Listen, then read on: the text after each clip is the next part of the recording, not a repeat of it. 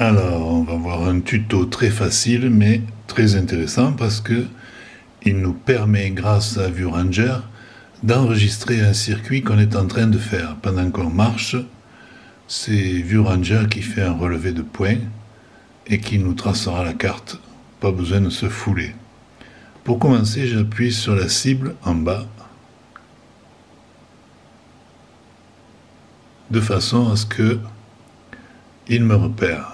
Vous remarquerez que le GPS m'a aussitôt repéré, je suis dans la maison. Et elle se voit bien la maison. Et à partir de là, je fais comme si j'allais marcher, je démarre, en appuyant sur plus. Enregistrer un tracé. De quoi s'agit-il? De marche. Je choisis marche. Et là, c'est parti. Vous pouvez voir le compteur qui se met en route et l'enregistrement du parcours va se faire tout seul. Pour moi, ça va être difficile parce que là, je ne bouge pas de mon bureau, mais il enregistre quand même. Vous avez ici la durée, 20 secondes. La distance parcourue, on est toujours à 0 mètre. Quand midi arrive et qu'on s'arrête pour faire une pause, eh bien, il suffit d'arrêter l'enregistrement en appuyant sur pause. Là, il dit, êtes-vous sûr? Je réappuie sur pause. Et voilà, il s'arrête le temps du repas. Juste après le repas, on redémarre. Il suffit d'appuyer sur reprendre, qui est ici. Et là, le compteur se remet en route.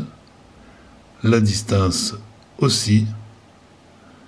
Il me marque 2 mètres alors que je n'ai pas bougé, mais il faut savoir quand même que les GPS ne sont valables qu'à 3 ou 4 mètres près pour l'instant. On a fait beaucoup de progrès, mais ça ne va pas encore beaucoup plus loin.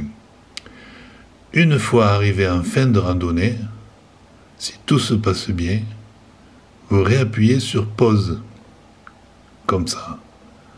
Pause, et là, vous pouvez décider soit de reprendre, c'est-à-dire de continuer, soit d'arrêter. Moi, je choisis d'arrêter puisque la rando est terminée. Arrêter. Et là, je vois des données sur mon tracé. Il le baptise Alten des Palus, marche 10 novembre 2020 à 18h17.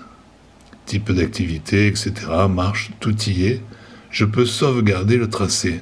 J'appuie sur sauvegarder. Voilà qui est fait.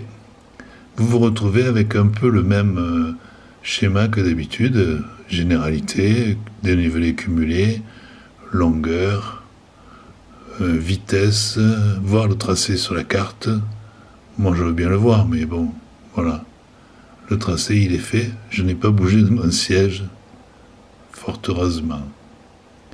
Mais, comme ce fichier a été enregistré, je vais pouvoir le retrouver et le réutiliser pour me faire guider dans une prochaine randonnée. Par exemple, je fais marche arrière, je clique sur le bonhomme, comme si je démarrais, je vois mon tracé qui s'affiche en premier, Alten des Palus, marche 10. Je clique sur Alten des Palus.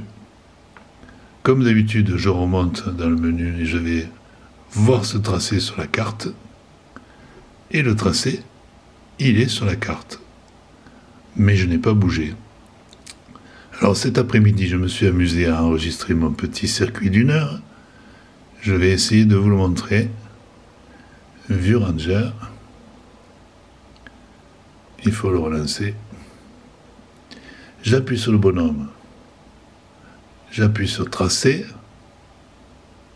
C'est le second qui est là. Alten des Palus, marche du 10 novembre à 15h. Je clique sur la carte. Je remonte. Et je fais voir ce tracé sur la carte. Et il est difficile à voir parce qu'il est en rouge. Mais ouais, c'est pas facile pour réussir à vous le montrer. Voilà, il est en rouge. On le voit ici. la route de la Juste, je longe, je passe derrière, je longe l'eau ici, je reviens ici, un petit truc, un détour, et hop, je rentre chez moi. Voilà, c'est tout pour aujourd'hui. Vous voyez que c'est très simple et très facile à utiliser, alors ne vous en privez pas. Chaque fois que vous allez faire un petit tour, vous essayez de vous enregistrer suivant le modèle et vous verrez le résultat de plus près. Bye bye. Demain, j'essaierai de vous parler de Google Earth parce que c'est quand même un monument et ça permet de faire des choses assez miraculeuses. Bye bye.